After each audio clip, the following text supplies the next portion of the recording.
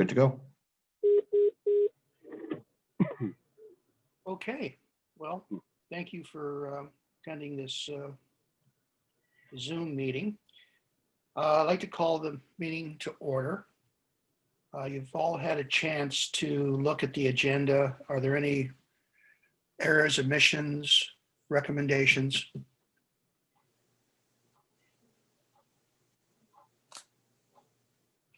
No, therefore, could I have moved that the approval of the agenda?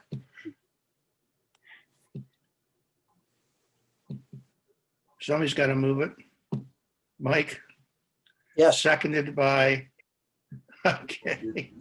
And seconded by Brett Todd. Rub the sleep out of your eyes. You'd have seen I actually had my hand up a minute ago, but that's okay. We know you're. Well, I didn't have my my cursor on you. I was looking at other people. I get. Are you? Is that the virtual background? Is it? Yeah. I'm not actually in a bar. Okay. All right. Are there any declarations of interest? There are no presentations or delegations. And again, we've had a chance to look over the minutes. It's recommended that the PSB minutes dated July 23rd, 2020 be adopted as presented. All those in favor? Moved and seconded, and it's passed. I guess we should also welcome DS JP Perron to the meeting. Morning. Morning. Now, under the communications and petitions, we have the action items. Anything under there? Information items. And it's recommended that the information items be received, noted, and filed. Moved. Seconded. It's done.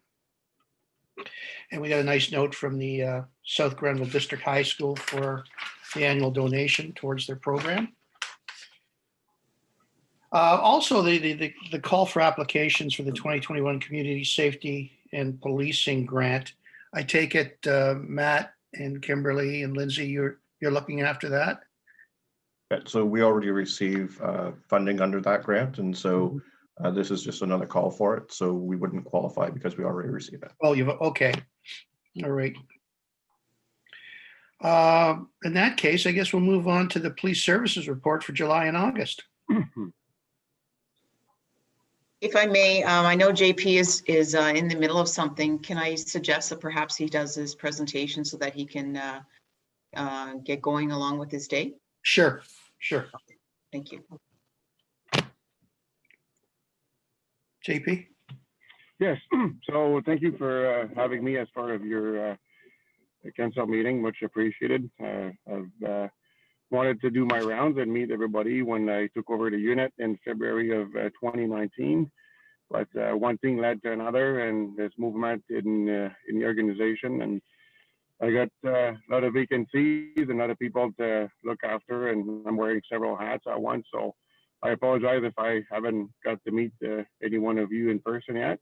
I'm sure the time will come, and then at some point we can shake hands. But ultimately, the work that my teams is doing is, well, it's named Street Crime Unit. So essentially, it's a new program that has been redesigned from the previous Community Drug Action Team that we've taken over, and we've expanded from that. So we went from having small teams across the region to having 5 teams centralized within the region. And our team is, as you know, Leeds, Grenville, and Lanark. So each detachment provides members, and each member is responsible to come up with enforcement actions in regards to drugs offenses and property crimes as well. So property crimes is quite large. Could be anything from strings of break and enters in people's dwelling that we're going to follow up on and target the group of people and eventually make an arrest, or it could be following up on other crimes that are involving property. Now, when it comes to drugs, drugs is pretty broad. We've been lucky in Grenville County. We have the support of our detachment. The guys on my team are all from detachment. I'm an organized crime body, so I come from another section of the OPP. I don't come from Grenville, perhaps, but everybody else from my team is belonging to their own detachment. So Grenville has had 3 members for the past year, and I can tell you that it's made huge difference to have 3 members in Grenville, because we've been doing a lot of search warrants. We've been very active, very proactive in the communities that we police. And we have something coming in Prescott again in the near future. So essentially, that's what we do. When it comes to drug enforcement, we do street level. The OPP's got 2 different levels. There's us, the street teams, and there's the organized crime, the project team, where they deal with more high level investigations, perhaps. So street level, it sounds diminished, but we can seize anything from smaller quantities to kilo level of cocaine. The trends that we see in the counties currently depends on the area, but cocaine is still very present, but the drug of choice that we seize over and over is crystal methamphetamine and purple phenol.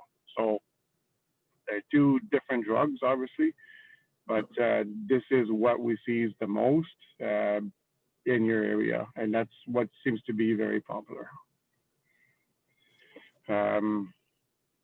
Now, that being said, we're losing a member. The members on my team are on a temporary assignment, and it's rotational, so they do 4 years term, and then they go back to frontline, or they get to another other part of the OPP, and somebody else comes in and learns the tools and what they need to learn for the job. So we have 1 member leaving. Today is his last day, but from what I understand, is detachment is supporting to have that vacancy replaced in the near future. So hopefully we keep the momentum going. I have 2 other young detectives within my team in Grenville, and they are very good investigators. They're highly motivated, and they have a very good pulse on what's going on with the new communities. So that's, I don't know if that kind of paints the picture as to what you were expecting. If you have any questions, I can answer any questions you may have, but this is the gist of what we do. Like, I can be more specific, but I don't know what you're looking for. So I don't want to go offside and take too much of your time, perhaps. Are there any questions?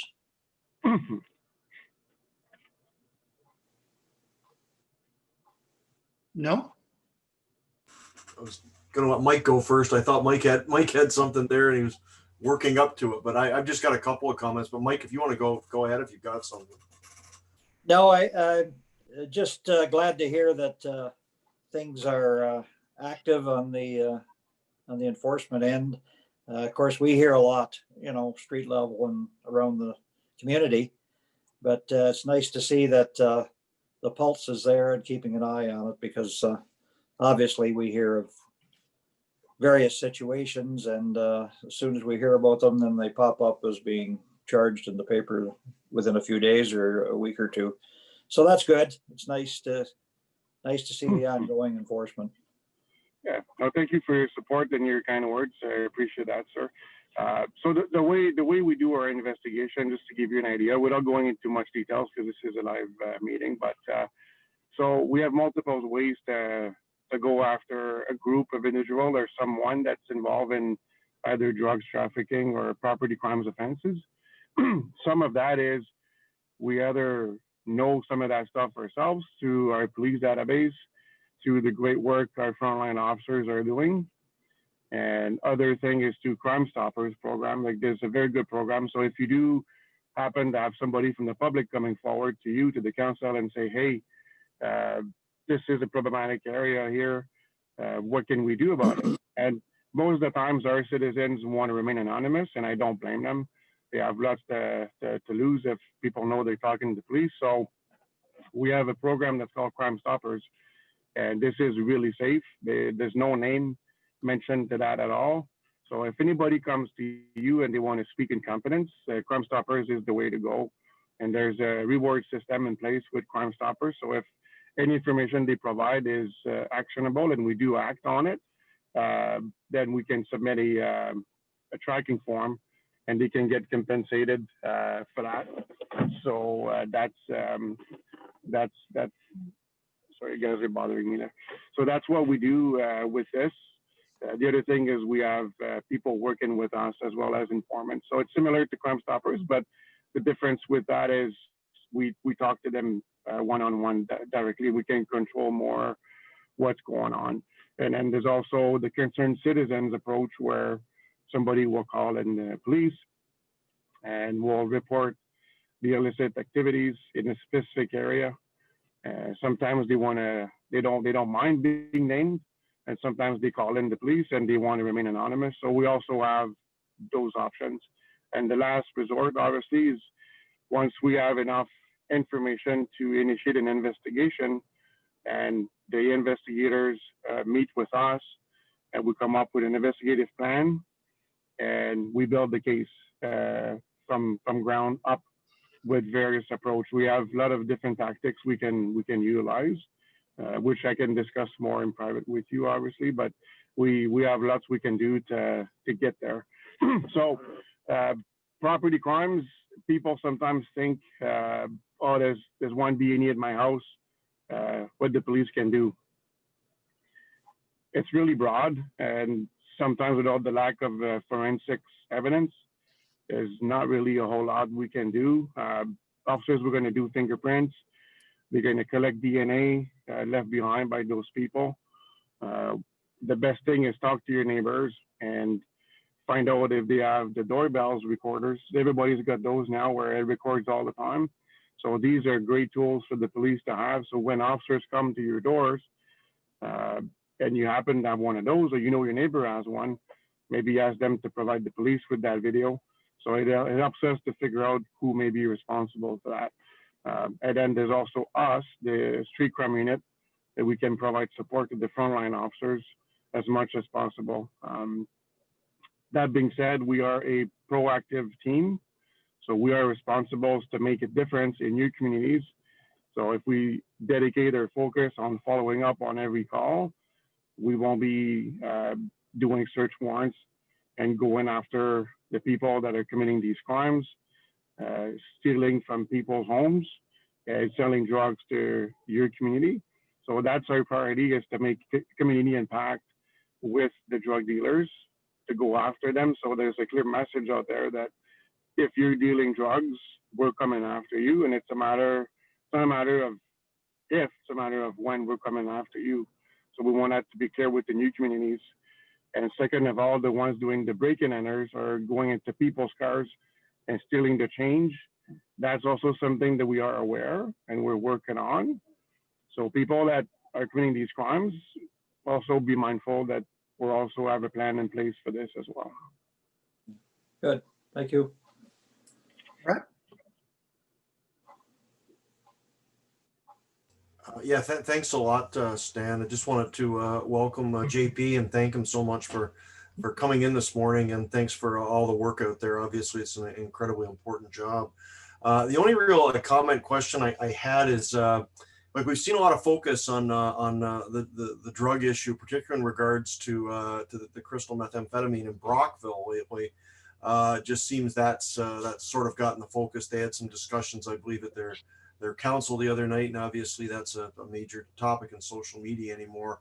But I just wanted to ask, and not to compare communities, because I know nobody's immune to this, but just what is the situation like on the? It does seem more pronounced in Brockville, being the urban area in Leeds Grenville.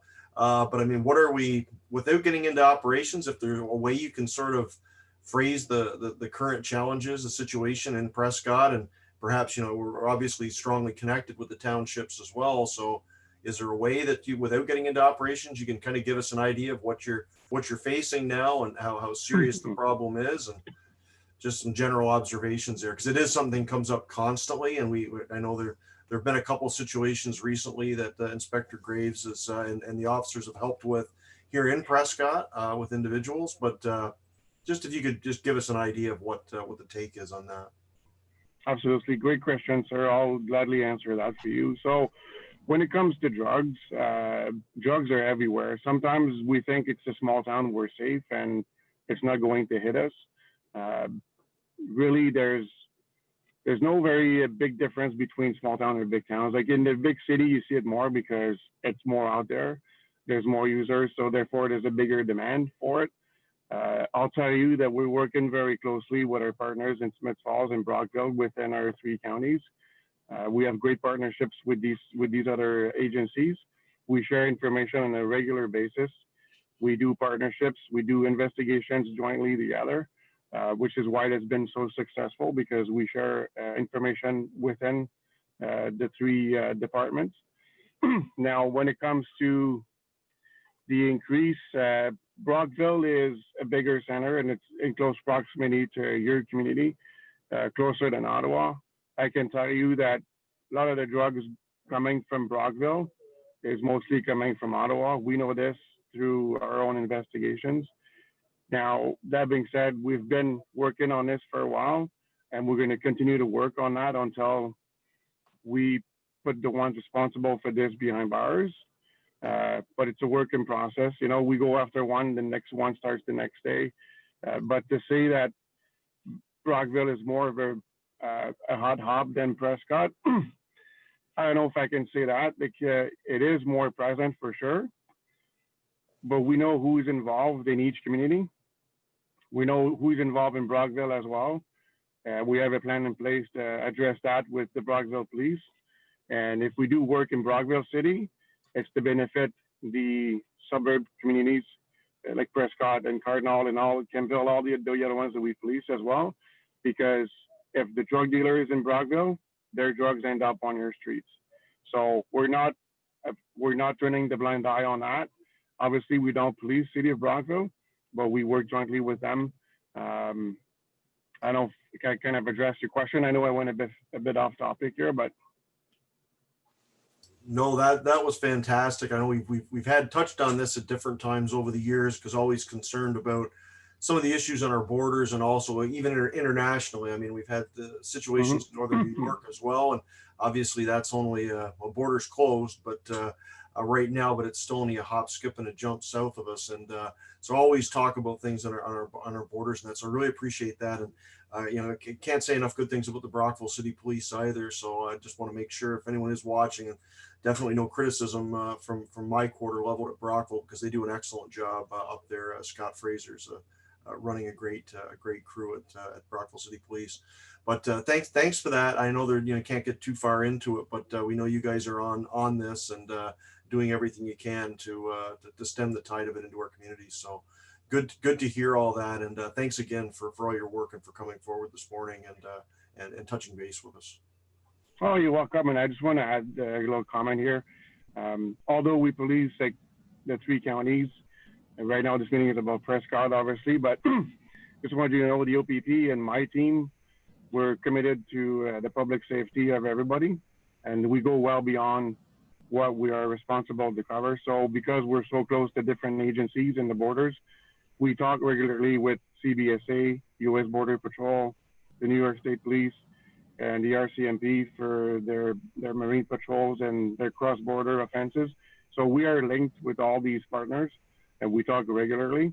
And sometimes if we don't know something on the border, then we will be made aware through them, and we'll discuss to see if we can move this forward or not. So sometimes we may not act on information that we know, but it's always there. And we have a plan to decide to act forward if there's a need for it. So people think sometimes, oh, the OPP just does a small area, that's all they do. Well, I'll tell you right now, there's a lot more that the public doesn't see that we're involved. Like right now, today, just to give you an idea, we're not in Prescott. We're in the 3 counties, perhaps, and we're going after illicit grow operations. And we've picked up over 4,000 plants yesterday that were grown illegally without a permit. And we're at another site right now. So yesterday was an 18-hour day for the guys, and today's going to be the same. And today we have 4,000 to 5,000 plants that are being grown without a permit. So this is major organized crime problems.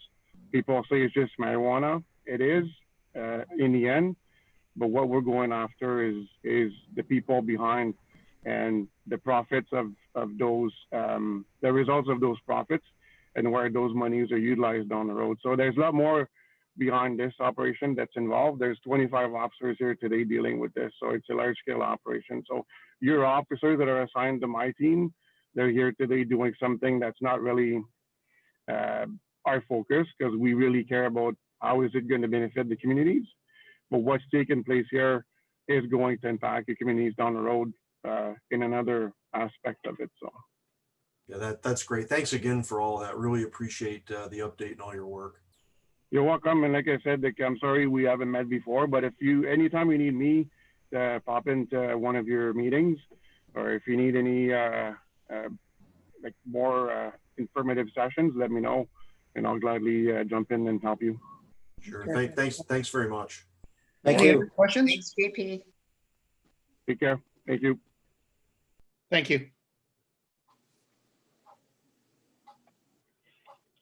All right, let's move on. That was very informative. Let's move on to the police services report for July and August, please. Nancy? Okay. So I'm going to be looking down just to let you know here, in case you see the top of my head. So I'll run through. Did you want me to run through both July and August? Whatever you feel, I think we've all had a chance to look at it, obviously. If you want to just do a summary. Sure. I'm just thinking I can do August because that will encapsulate year Okay. to date, if you're okay with that. Sure. Okay. So in looking in the August report on the violent crime section, this would be, I guess, page 36 of 47, if you want to follow along.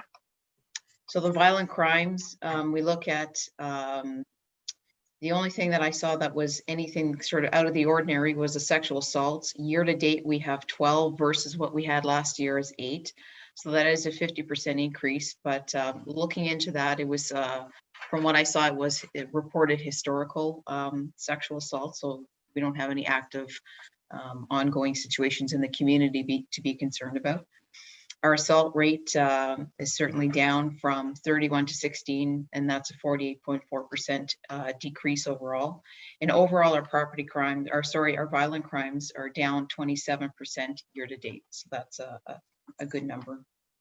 Moving over to the property crimes, every category was down with the exception of theft unders. We had 49 this year versus 45, so just a very slight increase there. But across the board, every other category, as you can see, is decreased quite dramatically there. So overall, we have a change in a decrease of 16.4% in the property crime categories. And the drug crimes, you can see we have a slight increase there from 4 to 5, which is a 25% increase. And then following on the next page, our clearance rates for violent crimes year to date, we have a 70.4% violent rate clearance rate, and property crime year to date is 26.5, and drug crime is 64.3, and the total violent property and drug crime year to date is 44.8%. It's a slight decrease from last year this time, but as I sort of indicate in every meeting, the property crime number can change as we continue to investigate crimes over the year. And the calls for service billing summary report, I'm not going to run through the numbers, but if there's a question, we can certainly try and answer that.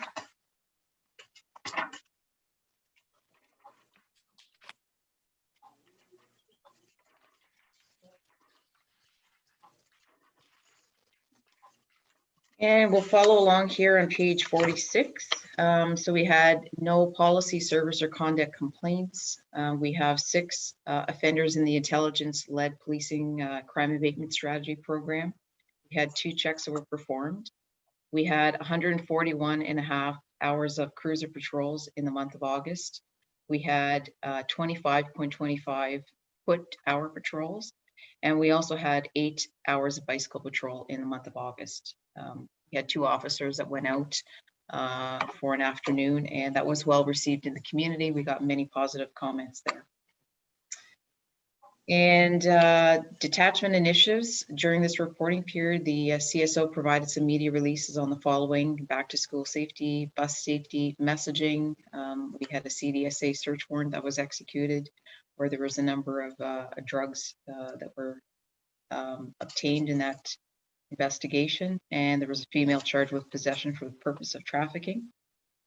And we had no break-in enters in the month of August, so therefore no safeguard was reported. And subject to any questions, that is my report for August. Any questions? Brett?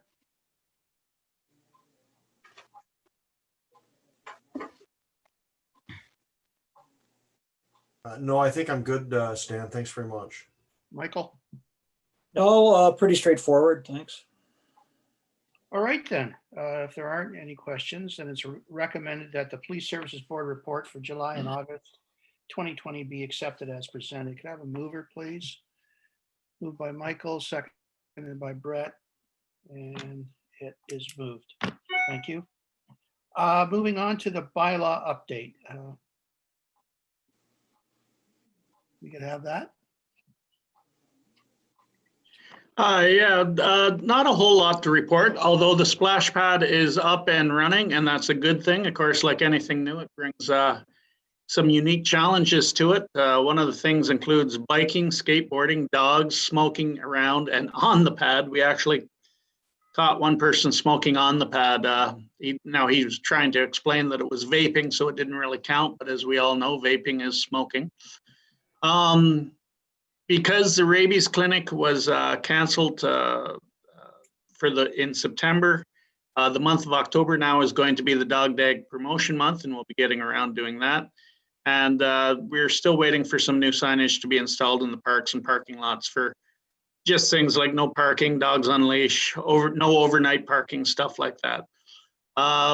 And I also want to say thank you to the OPP because they helped by law twice in the last month or so with neighbor disputes that got a little bit more than what we were capable of handling. And so thank you.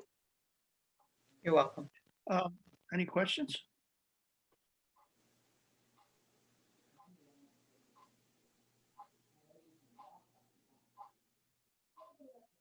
No? No, I'm good, but someone should probably introduce the new guy. Sorry, I was going to interrupt before, but you were in such a good run, Stan. Matthew, did you want to introduce Nathan to everyone? Absolutely. Oh. So this is Nathan Richard. He is our interim director of operations, and I thought it'd be a good opportunity to sit in on the police services board, hear what the current concerns are, and this week he's been making lots of notes and learning and throwing a lot at them. So welcome, Nathan. And as you've kind of seen this morning, this is our police services board and how they generally conduct their business. Yeah, no, it's great to see a bunch of the faces that are on the team and the enforcement side of things, and wherever we can help, I guess that we're going to be there to assist as stuff goes on within the community here. So yeah, it's good to meet everybody, and I'm happy to be here. Thank you. And Welcome aboard. welcome again, Nathan. Good to see you. And it's Thursday, and you're still here, so That's right. That's a good sign. You make it the end of the first week, so welcome aboard and all the best. Thank you. So there are no questions for Sean? Maybe I'll rearrange my. So it's the bylaw update report is recommended for information. Anything under old business? Yeah, Mr. Chair, just I guess you stick it under old business. Just maybe a quick comment, maybe some observations if Inspector Graves has any on the. We have made the switch to the 40K in town, and I've heard mostly very good feedback from residents. There's still some that think it was unnecessary, and they focus on the complaint side of things, that it was all we really needed was police enforcement out there giving tickets all over the place. But we've seen they'd be the first person people to complain about the tickets, I believe, if we actually took that much of a hardcore approach. But I from observations I've seen from both ends of King Street and even Edward, it does seem like the traffic has calmed a little bit. That said, maybe it's creeping up a little bit again as people get used to it after the sort of the instant shock of the first week or two. So I know Inspector Graves and I, we've talked about the enforcement, and I know it's ongoing, and I want to thank the OPP for their work there. And just any comments from Nancy this morning or any other members? I think it's been successful so far, to be honest. And actually, I think it's been a little more successful than I thought it would be. People do seem to be taking it relatively seriously, but there's always the risk of backsliding as we move forward. So anyways, the early days yet. Thanks, Mr. Mayor. Just a comment. Certainly, we've been out there, and I think, as you said, I think people are just starting to get used to the new speed limits, and we've seen this change in other communities. So our TMO, our traffic management officers out there educating the public and as well enforcement. So what we have heard has been positive as well, and we'll continue to be out there. And Nancy, if there's anything else we need to do in terms of additional signage, like we talked about, painting it on the roads at one time as well. I know other communities have done a lot of different things, and there will be a report going back to council on traffic calming measures. Matt, is that the next meeting, or it's in October, right? That'll be ready. Yep. So attending on October 5th. Okay. So if there's any input there from your traffic officers as well, I mean, we'd be, of course, anything we can do to work together on that one to continue with traffic calming in town. One of the ongoing issues is still some of the side streets. So we've had a lot of comments from residents about excessive speed on some of the north-south streets, like West, George, and Center. And we're looking at potential options there as well, like those. I'm not sure what the name is, Matt, for those, the stand-up signs in the middle of the road. I know there is a formal name for them. Yeah, it's escaping me at the moment, but everybody, I be think, included in the report. Yeah, so something else there. So other options. So if anything does come up, Nancy, please, let us know, and whatever we can do to work together there. Sounds good. I'll speak with my traffic management officer and see if he's got any recommendations to pass along. Thank you very much. Thank you. Michael, any questions? I just had one item. I just wondered if we'd heard anything from OAPSB concerning they were going to convene in the fall here sometime and look again at the composition of police boards and representations and amalgamations, various things. I just wondered if there'd been any word from them, whether they have a meeting set or have met already, maybe. I haven't heard of anything or received any information other than the usual updates. Matt, have you or Kimberly, have you heard anything? No, I think that's No. still on the back burner. Okay.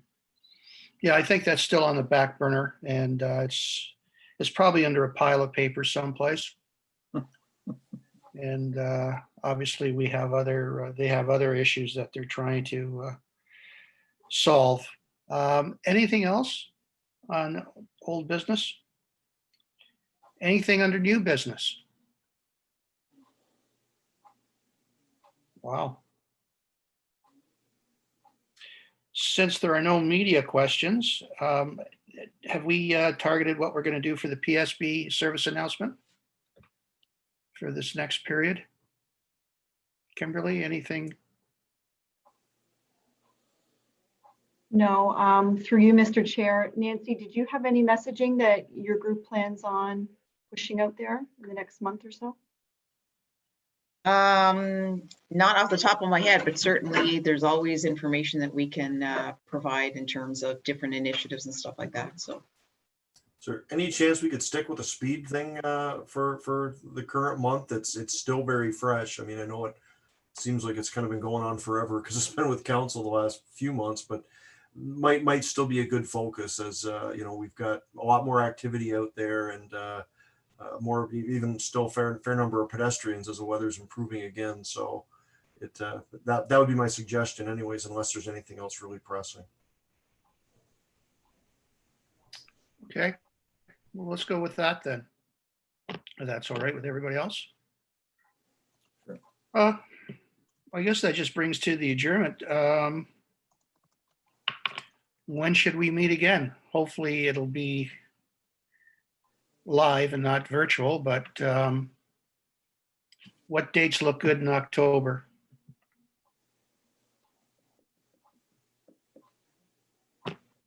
I've got the 22nd or the 29th. Is that good with you, Nancy? Any of those dates? The 29th works well for me. Everybody else? Fine.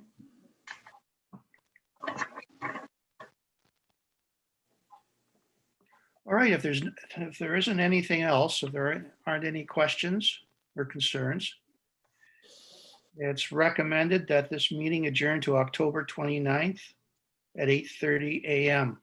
Do you have a mover? Seconded by Brett Todd. It's carried. So we will see you on the 29th of October. And it is now 9:10 a.m. Thank you. Thanks, Dan. Thank you. you. And Brett, I'm Bye, going to call, everyone. yeah, Brett, I will call you in a few seconds. Oh, I expect it.